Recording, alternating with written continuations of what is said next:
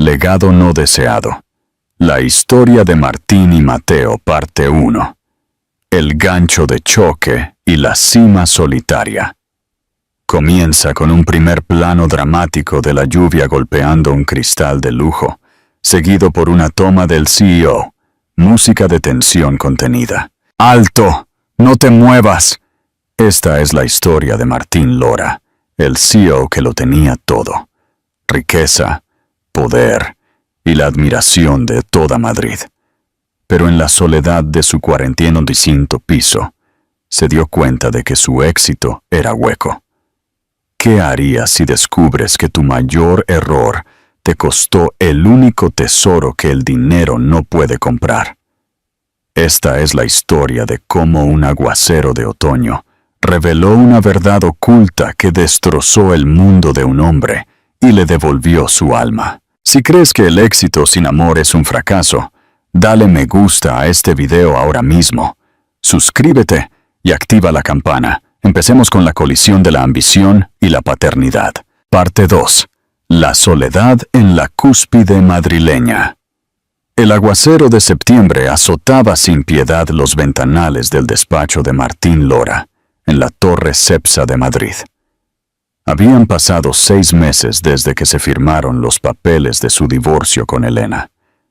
6 meses sepultándose en acuerdos de adquisición y proyectos de expansión, para evitar enfrentarse al vacío helado que se había instalado en su pecho. Como consejero delegado de Lora Consultoría, una de las empresas de tecnología de más rápido crecimiento en el país, Martín había dominado el arte de parecer imperturbable. Sus empleados solo veían al líder decidido, de ojos azules indescifrables, con una reputación de resucitar negocios en apuros.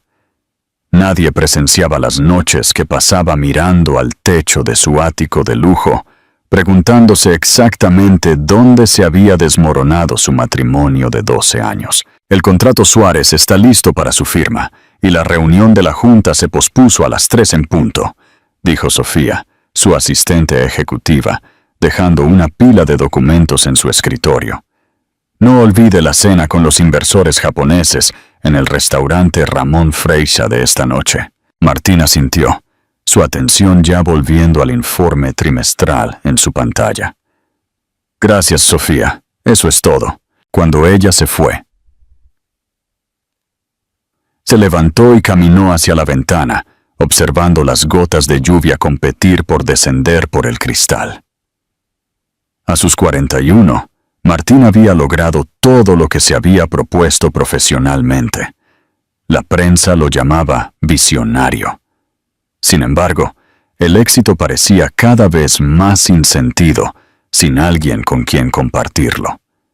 Él y Elena una vez soñaron con construir una vida juntos, una familia, pero la carrera siempre se interpuso. ¡Familia!, susurró, la palabra sonando ajena. Era el núcleo de su conflicto, su constante aplazamiento de empezar una. Siempre el próximo año, siempre después del próximo gran negocio, hasta que Elena ya no pudo esperar más. Parte 3. El encuentro en el umbral de la ley. Su móvil vibró con un mensaje de Tomás, su chofer. Coche listo cuando lo necesite, señor. El restaurante estaba a solo unas pocas manzanas, pero el aguacero hacía impracticable caminar. Martín tomó sus documentos y se dirigió al ascensor. De camino, le indicó a Tomás. Primero tengo que pasar por Abreu y Matos para recoger unos documentos legales. El bufete de abogados que había gestionado su divorcio estaba a solo unos minutos. Martín podría haber enviado a alguien, pero estos documentos en particular, que finalizaban la transferencia de la propiedad de vacaciones en Marbella a Elena, requerían su firma personal. Un último gesto de buena voluntad. El coche se detuvo frente al brillante edificio de cristal. Seré rápido, dijo Martín, aceptando el paraguas. Martín salió del ascensor en el 33º piso y se acercó a la recepcionista. Solo vengo a firmar los papeles de la propiedad de Marbella, interrumpió. Deberían estar listos. Claro. Por favor, siéntese. Le pediré a la asistente que los traiga. Martín se quedó de pie junto a los ventanales, viendo la ciudad difuminarse tras las cortinas de lluvia. Pasaron 5 minutos. Su paciencia se agotaba.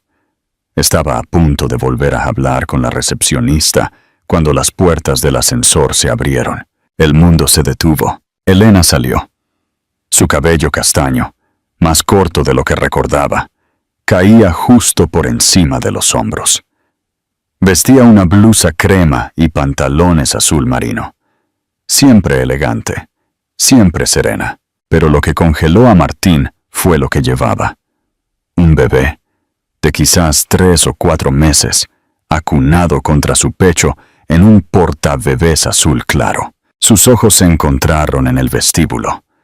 La sorpresa cruzó el rostro de ella, rápidamente reemplazada por algo indescifrable. Ella dudó solo un momento antes de avanzar, la barbilla ligeramente levantada en esa forma familiar que indicaba su determinación. «Martín», dijo ella, con voz neutra, «no esperaba verte aquí». Él no pudo responder, sus ojos fijos en el bebé dormido. Un mechón de pelo oscuro asomaba bajo un diminuto gorro de punto. «Tienes un bebé». Las palabras sonaron huecas e inadecuadas. Algo parpadeó en los ojos de ella. Cautela, parte 4. La aritmética del miedo. La pregunta silenciosa. Millones de preguntas chocaron en la mente de Martín. Antes de que pudiera formular alguna, una joven se acercó con un dossier. «Señor Lora, los documentos que necesita firmar». Él aceptó el dossier mecánicamente, sin quitar los ojos del niño. El momento aceleró su corazón. 6 meses desde el divorcio. Este bebé parecía más joven. ¿Estaba Elena embarazada cuando se separaron? ¿Cuando firmaron los papeles? La posibilidad lo recorrió con una ola fría. «¿Qué edad tiene?», preguntó. Su voz lo suficientemente baja para que solo Elena pudiera escuchar. Ella movió al bebé, ligeramente protectora. «Martín, no creo que...» «¿Qué edad tiene Elena?». Su tono fue más brusco de lo que pretendía, atrayendo miradas. 4 meses, respondió ella, con un sutil desafío en su expresión. La aritmética no era difícil. Se separaron 9 meses antes de que se finalizara el divorcio. Si el bebé tenía 4 meses ahora, eso significaba que la concepción había ocurrido cuando aún estaban juntos, antes de que los papeles se presentaran. «Necesitamos hablar», dijo, luchando por mantener la voz firme. «Estoy aquí para una reunión con la doctora Matos. No puedo simplemente...». «¡Cancela!». La orden salió automáticamente, un reflejo de años tomando decisiones. Inmediatamente se arrepintió de su tono. «Por favor», añadió más suavemente. 15 minutos en la cafetería de abajo. Elena estudió el conflicto evidente en su expresión. El bebé se movió, emitiendo ruidos diminutos. Ella lo calmó con un suave movimiento que parecía tan natural, tan practicado. Finalmente, asintió. 15 minutos. Te encuentro allí después de hablar con la asistente. Martín firmó los documentos mecánicamente, su mente acelerándose. 4 meses de edad, concebido antes de su separación. ¿Su hijo o el de otro? No sabía qué posibilidad lo perturbaba más.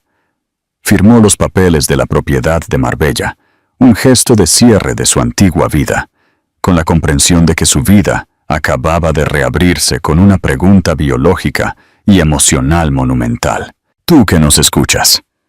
Si estuvieras en el lugar de Martín, ¿cuál sería tu primer pensamiento? ¿Alegría o pánico por la paternidad? Vota y comenta. Parte 5. Mateo es tu hijo. La confesión en la cafetería. 10 minutos después, Martín estaba sentado en una mesa de la cafetería de la planta baja. La lluvia continuaba, difuminando el mundo más allá del cristal.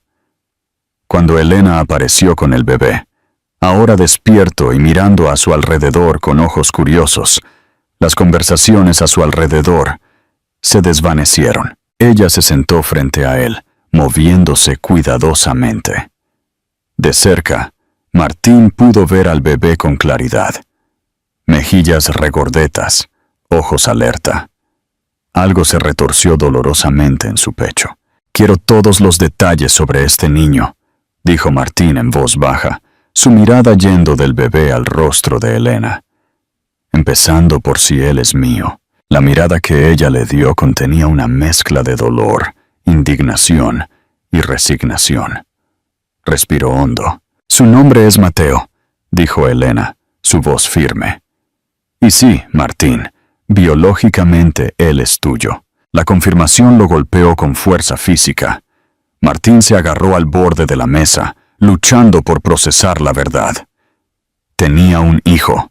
¿Por qué no me lo dijiste?», preguntó, luchando por mantener la voz baja. «Estuvimos en mediación durante meses. Estuviste embarazada durante nuestro proceso de divorcio». Los ojos de Elena, una vez tan cálidos, ahora tenían una cautela protectora. Ella acomodó a Mateo, que había comenzado a quejarse. «Descubrí que estaba embarazada la semana después de que dijeras que nuestro matrimonio era un impedimento para tu plan quinquenal», respondió ella, el viejo dolor evidente. «¿Recuerdas esa conversación, cuando volví a sacar el tema de formar una familia y dijiste que no podías permitirte la distracción?» Martín se encogió ante el recuerdo de sus propias palabras insensibles. Esa discusión había sido el punto de ruptura. «Eso no es excusa para ocultarme a mi hijo», replicó, aunque su justa ira ya comenzaba a desvanecerse mientras veía la diminuta mano de Mateo cerrarse alrededor del dedo de Elena. «Iba a decírtelo», dijo ella. «Tenía una cita hoy para discutir cómo abordarte legalmente. No quería lanzártelo sin preparación. Parece que mi plan falló». Martín pasó una mano por su cabello oscuro. «5 meses», murmuró. «¿Ha estado aquí durante 5 meses y yo no sabía nada sobre él?» «Contando la semana que pasó en el hospital, sí», corrigió Elena suavemente. La cabeza de Martín se levantó bruscamente. «¿Qué? ¿Hubo un problema con el parto?» La genuina preocupación en su tono pareció romper ligeramente la postura defensiva de Elena. «Nació 5 semanas antes. Mi presión arterial se disparó y tuvieron que hacer una cesárea de emergencia». Ella tragó saliva. «Pesó solo 2 kilos, tan pequeño que podía sostenerlo en una mano». La imagen de su hijo, tan vulnerable luchando por la vida, creó una presión inesperada en el pecho de Martín. Se encontró inclinándose hacia adelante, estudiando el rostro de Mateo más intensamente. El bebé estaba alerta ahora, sus ojos del mismo azul profundo que los de Martín, observando la cafetería con fascinación. Parte 6. La primera carga. El peso de la paternidad. «¿Estás sano ahora?», preguntó Martín, con voz inusualmente insegura. Elena asintió, una pequeña sonrisa orgullosa asomando. «Está perfecto. Está alcanzando todos sus hitos». Hubo un breve silencio mientras Martín absorbía la información. «¿Puedo?», carraspeó. «¿Puedo sostenerlo?». La sorpresa, seguida de la duda, cruzó el rostro de Elena.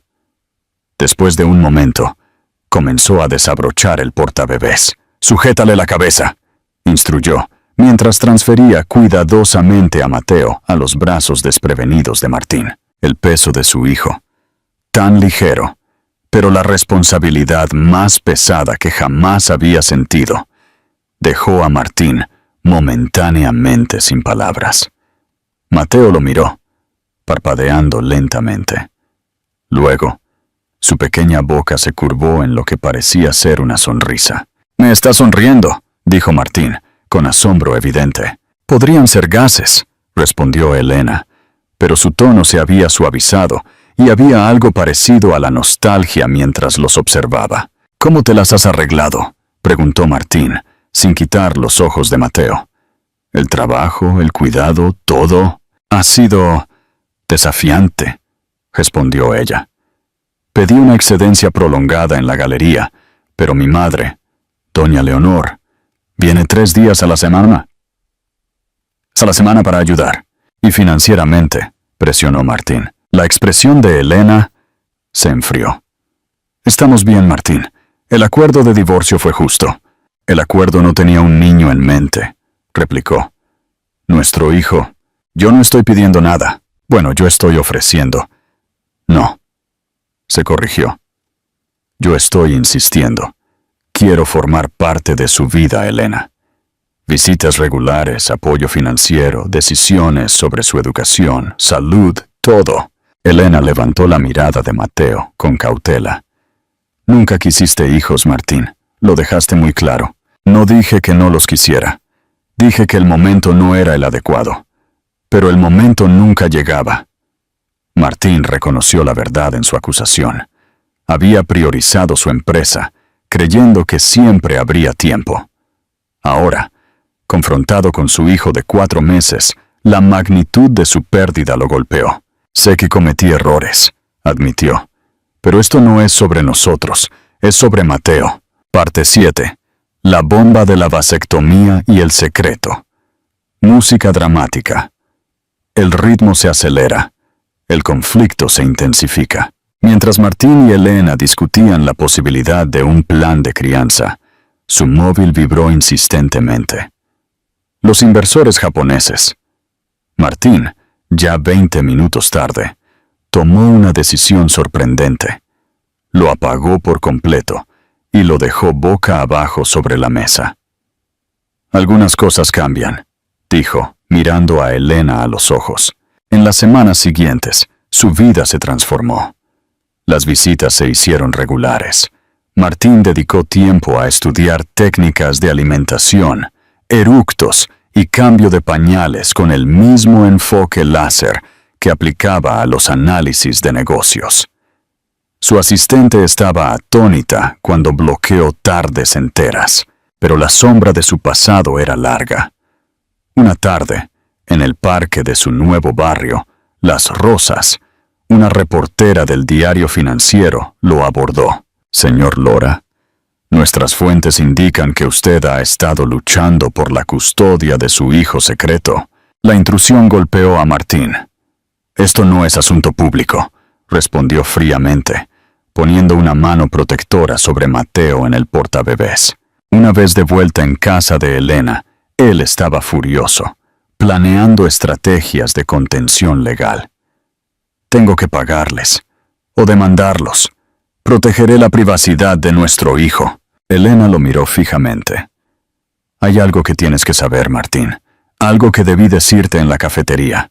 Ella respiró hondo. La razón por la que dudé en decirte del embarazo no fue solo por nuestros problemas. Miró directamente a sus ojos. Fue por lo que encontré en tu portátil la noche antes de irme. Los correos entre tú y el doctor Ricardo de la clínica de fertilidad. Martín contuvo el aliento. Esta dirección de la conversación no era la que había imaginado. Tú me dijiste durante años que querías hijos eventualmente, continuó Elena, su voz firme. Pero esos correos dejaban claro que te habías hecho una vasectomía 3 años después de la boda, un procedimiento que nunca mencionaste. La revelación colgaba entre ellos. ¿Cómo? Si eso es cierto, entonces, ¿cómo es que Mateo es? Luchó por preguntar. La expresión de Elena era una mezcla de justificación e incertidumbre. Esa es la pregunta, y ahora tengo mi respuesta, porque tú lo confirmaste en la cafetería. ¿Yo lo confirmé? Sí. Cuando te pregunté por el bebé, tú no dudaste en decir, no es mío. Pero no dijiste es imposible, como lo habría hecho un hombre que sabía que era estéril. Tú te habías revertido la vasectomía, ¿verdad? Martín se hundió en el sofá. La vasectomía había sido una decisión tomada en el pico de su ambición, convencido de que los niños no encajarían. Nunca se lo había dicho a Elena. 8 meses antes de que te fueras, me la revertí, admitió, la voz baja y llena de vergüenza. Después de la fusión de Wilson, me di cuenta de que había logrado todo, pero me sentía vacío. Quería una familia, pero no te lo dije, porque me daba vergüenza haberte mentido durante años. Parte 8. El cálculo de la concepción y la verdad compartida. Entonces agravaste la mentira con más secreto, observó Elena, sin rabia, solo con un análisis doloroso. Sí, reconoció Martín. Y para cuando la reversión se confirmó como exitosa, apenas hablábamos. No sabía cómo abordarlo, cuando todo estaba ya tan roto. Mateo tiene tus gestos, dijo Elena suavemente. La forma en que frunce la ceja cuando se concentra. Es exactamente como tú. Aún no entiendo. Si sabías de la vasectomía, ¿por qué dijiste que él era mío en la cafetería? Porque él es tuyo, respondió Elena con calma. Yo estaba furiosa cuando encontré esos correos. Parecía la traición final. Pero nunca traicioné nuestros votos. Nunca hubo nadie más. La fecha de concepción, continuó Elena, se alineó perfectamente con nuestra última noche juntos. Aquella cena después de la gala de caridad, cuando por unas horas olvidamos nuestro resentimiento. Martín recordó esa noche, un raro momento de conexión. Yo presumí que la vasectomía había fallado o que la habías revertido sin decírmelo. Era la única explicación biológica. Pero en mi dolor, tenía miedo de que lo vieras como un inconveniente para tu vida perfectamente planeada. O peor, de que pelearas por la custodia, no por ser padre, sino porque el CEO de Lora Consultoría no podía tener un hijo criado por una exesposa con su sueldo de directora de galería. La precisión de su evaluación dolió. Hace un mes, él no podría haber dicho honestamente que no habría reaccionado de esa manera. Yo quiero que empecemos de nuevo, dijo Martín, mirándolos. No nuestro matrimonio. Sé que hay demasiado dolor, pero como padres, como socios en la crianza de nuestro hijo. Elena lo estudió, acunando suavemente a Mateo. ¿Qué propones exactamente? Custodia compartida para empezar, un plan parental que le dé estabilidad a Mateo y a los dos tiempo significativo con él. Martín se puso de pie. He estado buscando propiedades en este barrio, algo con espacio suficiente para cuando se quede conmigo. Lo suficientemente cerca para que la transición sea fácil para él. ¿Dejarías tu ático con vistas al horizonte de la ciudad por los parques suburbanos y los distritos escolares? Preguntó Elena, la sorpresa evidente. La vista perdió su atractivo, respondió Martín simplemente. Encontré algo mucho más convincente que mirar. Acarició suavemente la mejilla de Mateo. No será fácil, advirtió Elena. Nada que valga la pena es fácil, dijo Martín. Pero ambos queremos lo mejor para él. Eso es un punto de partida. Parte 9. El nuevo legado. 6 meses después, Martín estaba en la cocina de su nueva casa, una villa renovada a solo 3 calles de la de Elena, en Las Rosas. La trona estaba colocada junto al rincón del desayuno. El frigorífico estaba abastecido con purés y biberones. Su antiguo despacho en la Torre Cepsa ahora lo compartía con un pequeño parque de juegos de colores. La campana sonó, y Martín abrió para encontrar a Elena en el porche, Mateo en su portabebés, rodeado de una impresionante variedad de bolsas. ¡Progreso!, comentó Elena con una pequeña sonrisa, notando la mirada de Martín a la montaña de suministros. La última vez trajiste 3 bolsas más, asintió Martín, extendiendo los brazos hacia Mateo, quien soltó un delicioso chillido de reconocimiento. Mientras se instalaban, compartiendo los últimos logros de Mateo, Martín se maravilló de lo lejos que habían llegado. La prensa había publicado la historia, pero el escándalo se disipó cuando Martín reconoció abiertamente la paternidad. Lora Consultoría se había ajustado a las nuevas prioridades de su CEO. Martín salía de la oficina a las 5 la mayoría de los días. Tiene tu determinación, observó Elena mientras Mateo perseguía una pelota. Una vez que se propone algo, es imparable. Pero tiene tu corazón, replicó Martín, viendo a Mateo abandonar la pelota para ofrecerle un juguete a Elena, su rostro iluminado. Esa es la mejor herencia. Mientras Mateo gateaba de vuelta a él, con los brazos extendidos, Martín reflexionó sobre el inesperado viaje. De CEO impulsado por la ambición a padre devoto, de exmarido amargado a copadre con respeto y cooperación crecientes.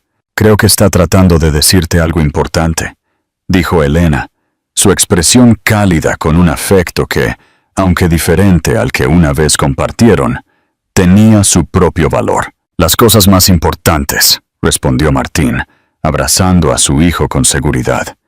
No necesitan palabras. Te toca reflexionar. ¿Crees que Martín y Elena podrían haber salvado su matrimonio si hubieran sido honestos sobre la vasectomía antes? ¿Crees que una mentira tan grande puede ser completamente perdonada en el co-parenting?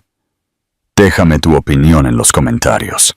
Si te ha encantado esta historia de segundas oportunidades y verdades ocultas, compártela y suscríbete para más dramas de la vida real. Gracias por leer. ¡Magnífico!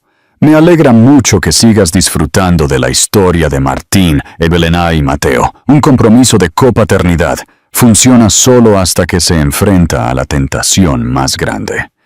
El regreso de los viejos sueños. Exploremos esa última y definitiva prueba. Parte 10. La tentación de la cumbre global. Música de orquesta. Grandiosa, pero con un tono melancólico. La llamada de los viejos dioses. 6 meses después de que Martín se mudara a Las Rosas y estableciera la rutina de la copaternidad, una noticia sacudió el panorama empresarial español. Global Tech, el gigante de la consultoría mundial y antiguo rival de la empresa de Martín, estaba buscando un nuevo CEO para sus operaciones europeas. Un puesto que, en el apogeo de su ambición, habría sido el sueño definitivo de Martín. La oferta llegó a través de un viejo mentor, un puesto con poder y recursos ilimitados, la promesa de la cima absoluta. La vieja ambición, dormida bajo el peso de los pañales y las nanas, se despertó con un rugido en el pecho de Martín. Comenzó a suceder de nuevo. Las videollamadas nocturnas, la mirada distante, la mente volando a escenarios de adquisiciones en Londres y Frankfurt. Martín no había hablado con Elena sobre la oferta, pues estaba sumido en un conflicto interno que lo devoraba.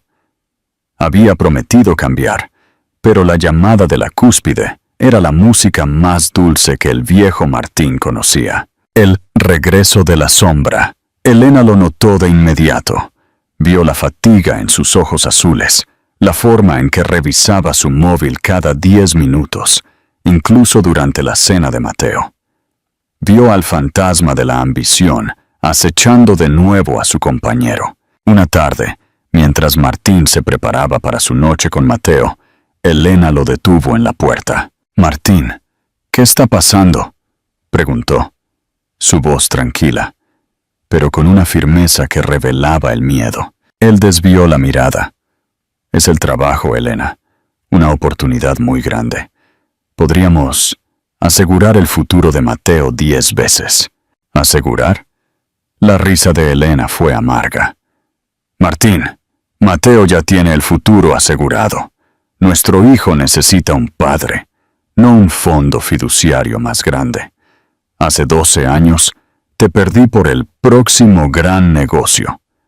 Ahora te estoy observando desaparecer de nuevo por el próximo gran puesto». Ella no le exigió, no lo acusó.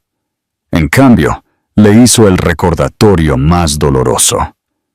«Tú eres libre de elegir la vida que quieres, Martín.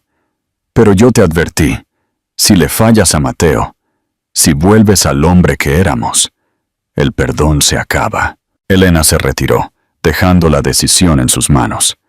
Era la prueba definitiva. Ella no intentaría controlarlo. Simplemente le impondría la consecuencia absoluta de sus elecciones. Tú que nos lees, si estuvieras en el lugar de Martín, ¿podrías resistir la tentación de un puesto global que te daría el control absoluto de tu carrera? ¿O elegirías la sencillez de ser padre? Comenta tu elección ahora. La elección del hombre nuevo. Martín pasó la noche con Mateo, pero apenas registró el momento. Su mente luchaba. El prestigio, los aviones privados, el poder de tomar decisiones que afectaban a continentes enteros. Era el destino que había buscado desde los 20 años. A las 3 de la madrugada, Mateo se despertó con una tos ligera. Martín se levantó, lo acunó en la oscuridad y lo abrazó contra su pecho. Mateo, con total confianza, se acurrucó y volvió a dormirse. En ese momento, Martín sintió el calor y el peso de su hijo. Pensó en las salas de juntas frías, en los apretones de manos vacíos. La única cosa que le daba un calor real era ese pequeño cuerpo durmiendo en sus brazos. Se dio cuenta de que la ambición del viejo Martín había sido un intento desesperado de llenar el vacío que solo la conexión humana podía satisfacer. A la mañana siguiente, Martín se dirigió a su despacho, no para aceptar el puesto global, sino para dar un golpe de timón a su propia vida. Llamó a su mentor de Global Tech y con una claridad que lo sorprendió, rechazó la oferta. No con excusas, sino con la verdad. Aprecio la oportunidad, pero mi vida ha cambiado. Mi prioridad ahora es la vida que estoy reconstruyendo en Madrid. No puedo dedicarme a este puesto global con la integridad que exige. Y no quiero fallarle a la única persona que realmente importa. Luego, llamó a Elena. He renunciado a la oportunidad, Elena, no por miedo a perderte, sino porque ya no es lo que quiero. El legado final. Un futuro basado en la presencia. El rechazo de Martín se filtró a la prensa. Los analistas empresariales lo calificaron de locura, debilidad e incomprensible. Pero en casa, su decisión fue el último y más poderoso acto de redención. Elena lo miró ese día con un respeto y una confianza que nunca le había dado, ni siquiera el día de su boda.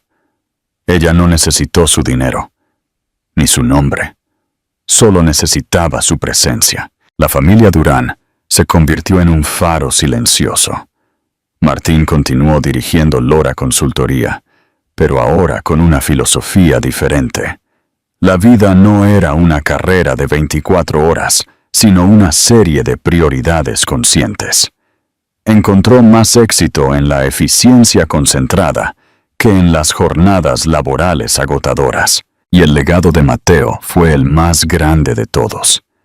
Creció con dos padres que, aunque no vivían juntos, se comunicaban con honestidad brutal. Lo criaban con un amor unificado y le enseñaban que el mayor triunfo en la vida es elegir lo que es invisible para los ojos. Hemos llegado al verdadero final de la saga. ¿Qué piensas de la decisión de Martín? ¿Crees que el amor por un hijo puede realmente cambiar la naturaleza ambiciosa de un CEO de forma permanente? Déjame tu reflexión final. Si te ha encantado esta historia de la cima y el alma, compártela. Y suscríbete para más dramas que desafían el destino. Gracias por este increíble viaje. Qué alegría que sigas disfrutando. Hemos llegado al punto donde la historia ya no es sobre la lucha, sino sobre el legado. Para darle un cierre épico y reflexivo a esta saga, viajemos unos años al futuro. Parte 11. El reflejo en la torre y el verdadero éxito. Música suave, nostálgica, con tonos de lluvia. La luz es tenue, evocando la escena inicial. 5 años después. La vista que cambió. 5 años habían pasado desde que Martín rechazó la cumbre global. Mateo era un niño de 10 años, inteligente y enérgico, y Lora Consultoría no se había derrumbado. De hecho, había prosperado. La prensa especializada ya no llamaba a Martín visionario despiadado, sino líder ético, admirado por su enfoque en el equilibrio y la lealtad. Martín estaba de vuelta en su despacho de la Torre Cepsa, en el 45º piso, en una tarde de otoño. La escena era un eco casi perfecto de la primera. Una densa lluvia de octubre golpeaba los ventanales. Martín estaba de pie junto al cristal, observando la ciudad de Madrid cubierta por el manto gris. El viejo Martín habría sentido el vacío, la soledad opulenta, pero ahora sentía una plenitud profunda. El legado en el silencio. Su asistente, Sofía, entró con el informe del día. Aquí tiene, señor Lora. La fusión con Tecnova está firmada. Y sobre el asunto de esta noche, cancelada, interrumpió Martín, sin girarse. La cena con los inversores de Tokio. Avísales que volveremos a programarla. Es la noche de Mateo. Sofía, que había visto toda la transformación de cerca, simplemente sonrió con la aprobación tranquila de una persona que ha presenciado un milagro. Entendido. Que tenga una excelente noche, señor Lora. Cuando Martín se giró para recoger su abrigo, sus ojos se posaron en la foto de su escritorio. Mateo y Elena, riendo en la playa de Marbella. La propiedad que una vez fue el punto final de su divorcio y que ahora era el lugar de sus felices veraneos compartidos. El éxito no se medía en el valor de las acciones, sino en esa sonrisa. El encuentro final. En el portal. Martín se dirigió al ascensor. Mientras descendía, recordó la tarde lluviosa en el bufete de abogados, el pánico y la desesperación de su vida anterior. Esa tarde, sintió que el mundo se desmoronaba. Hoy, la lluvia ya era solo agua. Salió del edificio. Tomás, su chofer, lo esperaba con el coche. Buenas tardes, señor Lora. ¿Vamos a la cena o a las Rosas? A las Rosas, Tomás. Tenemos que ver el partido de fútbol de Mateo. Necesito un informe de progreso. Martín sonrió, mientras el Audi se alejaba del distrito financiero hacia los suburbios tranquilos donde residía su corazón. Martín miró el rascacielos. La Torre Cepsa parecía imponente, un símbolo de poder. Pero por dentro, Martín sabía la verdad. La cima de ese edificio era fría y vacía. Su verdadero hogar y su verdadero éxito se encontraban a 20 minutos de allí, en un pequeño campo de fútbol embarrado. Martín Lora había aprendido que, para un hombre que lo tenía todo, el único verdadero riesgo empresarial era perder su propia humanidad. Y su única gran adquisición había sido el perdón de su hijo. Hemos llegado al final de esta épica. ¿Qué piensas que es el mayor logro de Martín Lora?